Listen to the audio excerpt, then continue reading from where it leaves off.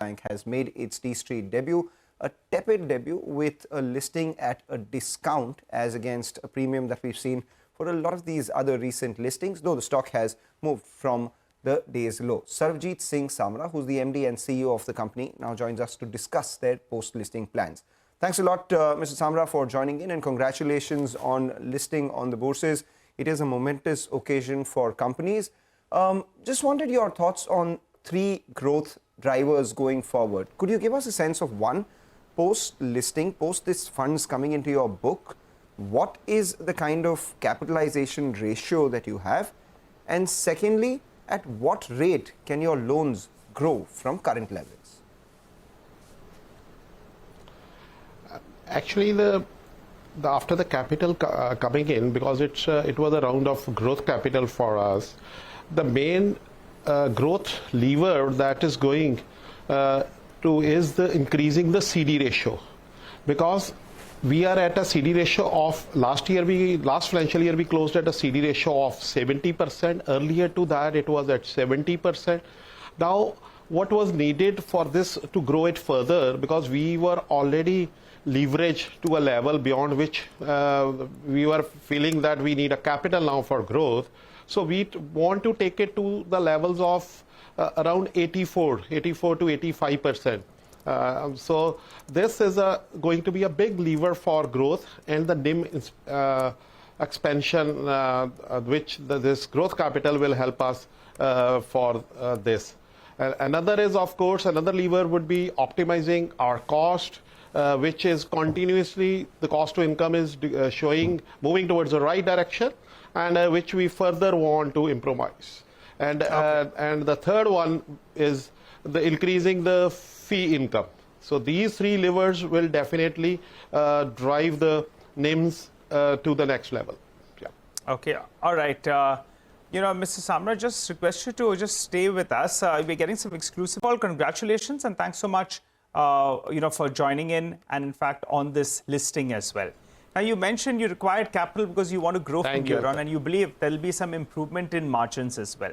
So give us a data point on both these two parameters. Yeah, absolutely. Now, could you tell us what kind of growth you're looking at? What are the NIMs we should work with? And you briefly mentioned that the cost to income ratio as well, you're looking at improving it. So I would like your guidance on all these three parameters. Like as I mentioned, the CD ratio on which we closed last financial year was 78%. So only we were feeling that we need a capital to grow it up to a next level.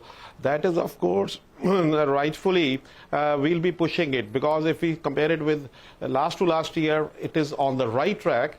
And similarly, since we are on a branch-led business model, when we actually converted from a local area bank to small finance bank. We were 47 branches in the year 2016 as a local area bank, and we grow our branches 3x in the next 3 years. So there was a hit on the cost to income ratio. But now our matured branches on the right side.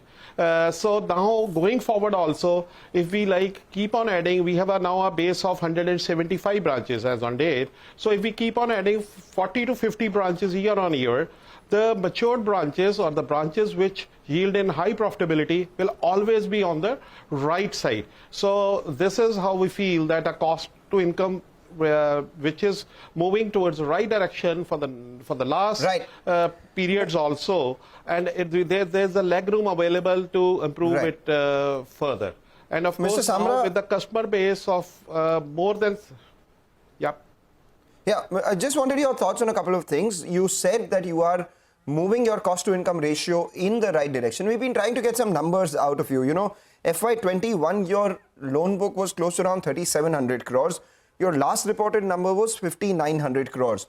What is the growth rate in your loan book can we foresee going forward? Secondly, your cost to income ratio, which was 62%, how much lower can it go from here? And thirdly, with regards to your net interest margin, you said that with fund infusion, your NIMs will expand. How much will they expand by?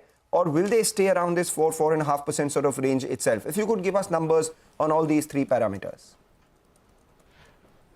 Yeah, actually the thing is that the growth capital has come now as we are sitting towards the middle of February, towards the end of this financial year. So I feel that this growth capital optimally we will be able to use it in the next financial year, where we could see all these three parameters improving.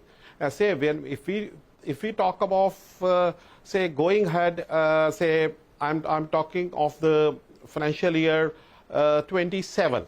So if we talk about 27, so if I talk about our deposits, we target to grow by that time from 14,500 crores to 15,000 crores, and loan book will grow from 13,500 to 14,000 crores, and net profit target for I'm talking about the financial year 27 ending, its target is to grow it up to 300 crores.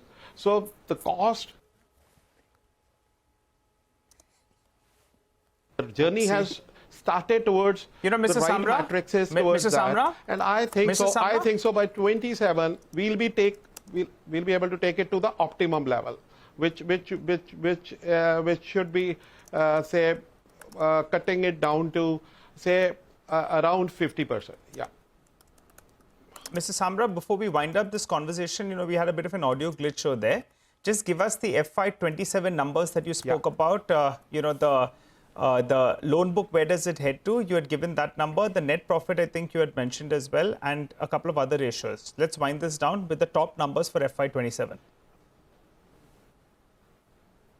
Like for 27, the deposit book we want to grow is up to is from 14,500 to 15,000 crores, and loan book from 13,500 to 14,000 crores, and with the net profit of target is 300 crores.